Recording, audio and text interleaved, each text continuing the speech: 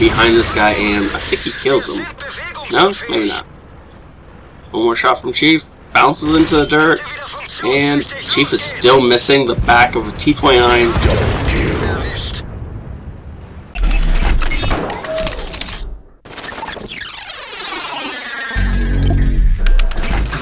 Hey folks, this is ioEther, and we're back playing some more World of Tanks. So, as you can see, this is Ashen in his E75. This is of course a tier 9 game on Elhoop. This is a 9.4 patch replay, so it's going to be a little bit old, and a couple more things to know before we get into game.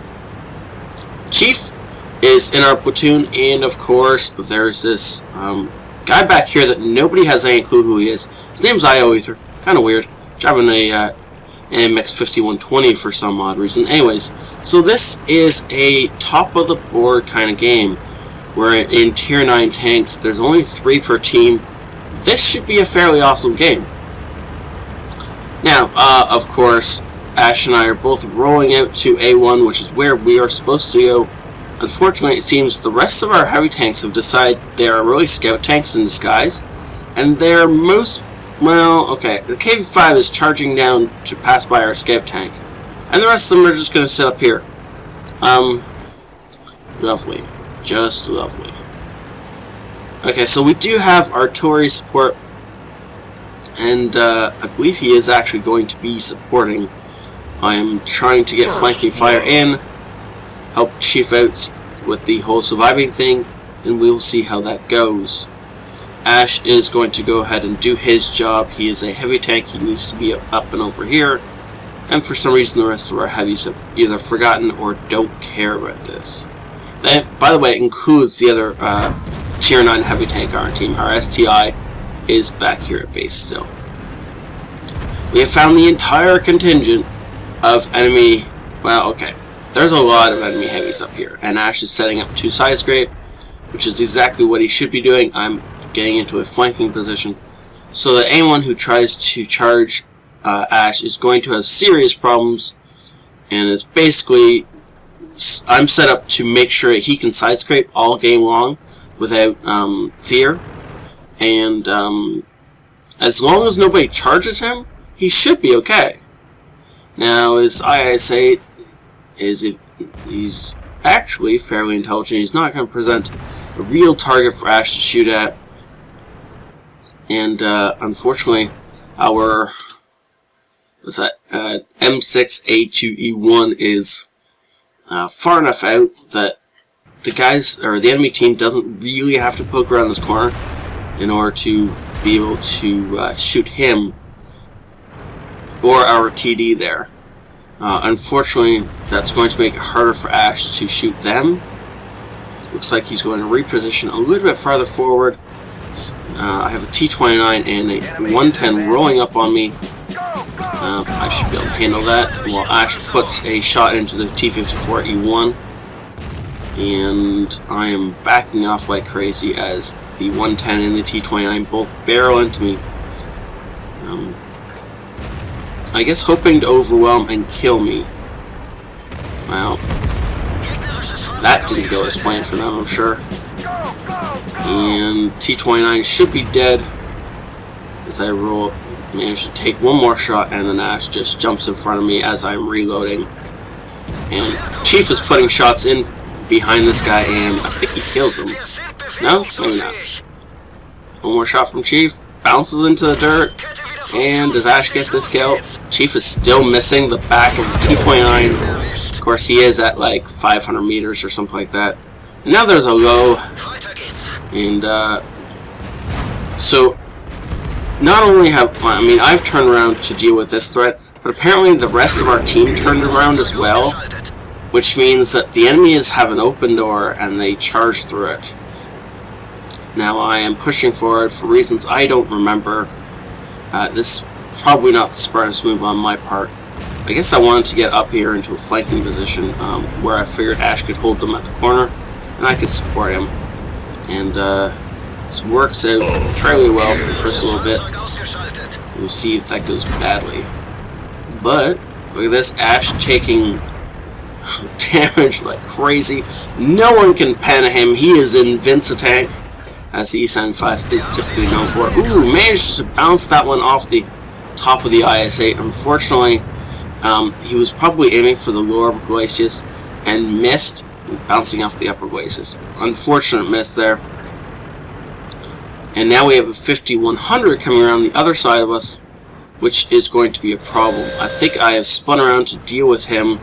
I believe I have an ISU 152 with me, and Ash is just going to make this guy hurt. Ooh, side of an IS-8 at an auto bounce angle, as the IS-8 is side scraping. The ISU 152 is taking a bunch of, or ISU, sorry, it's taking a bunch of damage. Ooh, I go down to an E1 and a 5100. Yeah, that's not really very surprising. And now these guys are probably just going to charge Ash here. No. Friendly artillery takes down the 5100, and the E1 is now in trouble. He's most likely reloading. Ash is going to put a shell into him, hopefully track him. Good job. Ram him for extra damage. Really? I can talk so wellish. Finally, he's starting to take damage. Ooh, beautiful shot into the back of the T-54 E1, killing him. And he's going to take some grass from the Bulldog. There's nothing he can do about that. Unfortunately, Chief has died, I've died, and now it is, what, a 3-on-1 over here, as you see the Bulldog racing over here. Ash putting a beautiful shot into the lower glacis of the IS-8, and probably going to have Bulldog problems. Yes, there we go. Bulldog problems. Ooh, Bulldog can't quite squeeze past, and, well, now it's a dead Bulldog. Yeah, there we go. IS-8 charging forward. Unfortunately, get tracked by artillery. Come on, get the tank around. IS-8, I don't know what he just did, but he missed his one and only shot on the side of Ash, and doesn't get a second one. Oh yeah, and there goes one last bounce from the Super Pershing, as now he realizes how badly he's in trouble and wants desperately to get out of there. Artillery hitting him, T-32 hitting him. Ash is going to roll forward. He does not want to be out of cover, as the artillery will kill him. Pulls up alongside this guy, and one more shot should... No, not quite. Okay, well, okay, that's fine. He is attempting to ram the Super Pershing to death. T-32 is going to get the kill here in a second, most likely. Or not. Oh yeah, there we go. Okay. Ooh. Well, that was intense. Our Artie is cheering us on. T-32, I believe he managed to avoid damage right there. And now we have an E-75 problem at our base. So, Ash is charging back. He does need to get there. He figures the Prote is probably about to die. Looks like our artillery might be setting up for a little bit of a shotgun. Is he going to come over that hill? Not yet. Oh, there he is. He's nudging over that hill now. Is he? Yeah, he is setting up. And where's E-75? There he is. And...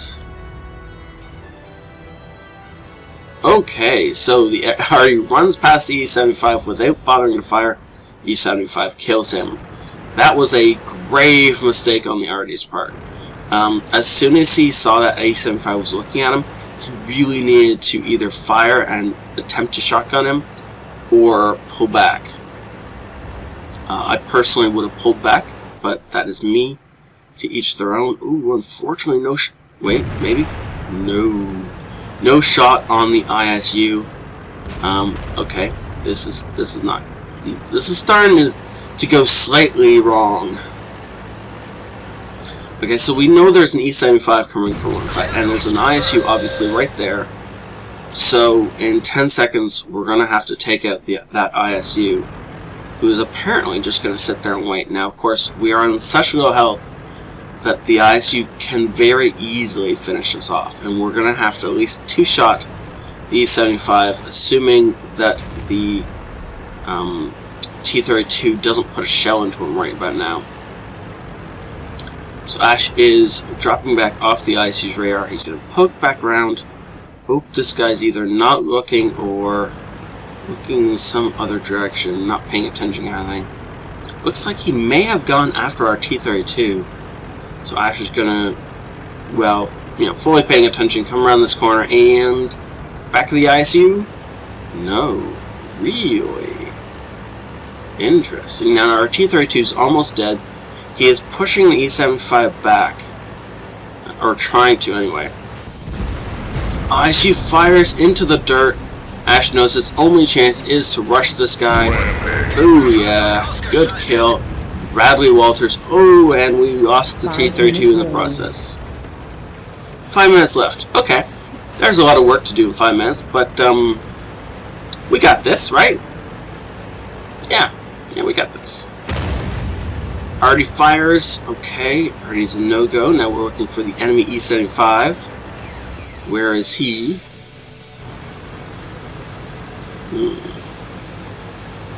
Unfortunately, Ash is in not a great position because if enemy E-75 comes around either here or down here, and Ash can't set up to side scrape, which is where his power in this tank lies.